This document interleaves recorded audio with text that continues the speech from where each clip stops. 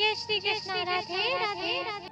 आश्चर्यवत् पश्यति कश्चिदेन माश्चर्यवतवति तथिव चान्यः आश्चर्यवचनमन्यः शृणोति श्रुत्वान्येनं वेदं चैव कश्चित्।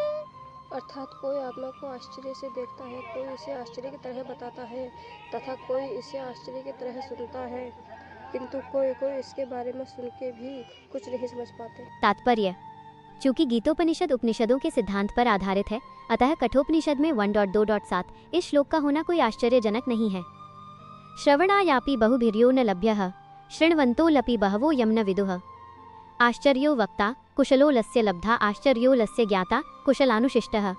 विशाल पशु, विशाल वट वृक्ष तथा 1 इंच स्थान में लाखों करोड़ों की संख्या में उपस्थित सूक्ष्म कीटाणुओं के भीतर अणु आत्मा की उपस्थिति निश्चित रूप से आश्चर्यजनक है। अल्पज्ञ तथा दुराचारी व्यक्ति अणु आत्मा के स्फुलिंग के चमत्कारों को नहीं समझ पाता, भले ही उसे बड़े से बड़ा ज्ञानी, जिसने विश्व के प्रथम प्राणी ब्रह्मा को भी शिक्षा दी हो, क्यों न समझाए। वस्तुओं के स्थूल भौतिक बोध के कारण इस युग के अधिकांश व्यक्ति इसकी कल्पना नहीं कर सकते कि इतना सूक्ष्म कण किस प्रकार इतना विराट तथा इतना लघु बन सकता है।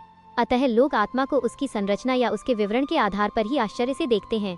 इंद्रिय तृप्ति की बातों में फंसकर लोग भौतिक शक्ति, माया से इस तरह मोहित होते हैं कि उनके पास आत्मज्ञान को समझने का अवसर ही नहीं रहता। यद्यपि यह तथ्य है कि आत्मज्ञान के बिना सारे कार्यों का दुष्परिणाम जीवन संघर्ष में पराजय के रूप में होता है, संभवतः उन्हें इसका कोई अनुमान नहीं होता कि मनुष्य को आत्मा के विषय में चिंतन करना चाहिए और दुखों का हल खोज निकालना चाहिए। ऐसे थोड़े से लोग जो आत्मा के विषय में सुनने के इच्छुक हैं, अच्छी संगति पाकर भाषण सुनते हैं, किंतु कभी कभी अज्ञानवश वे परमात्मा तथा अणु आत्मा को एक समझ बैठते हैं। ऐसा व्यक्ति खोज पाना कठिन है जो परमात्मा, अणु आत्मा, उनके पृथक पृथक कार्यों तथा संबंधों एवं अन्य विस्तारों को सही ढंग से समझ सके।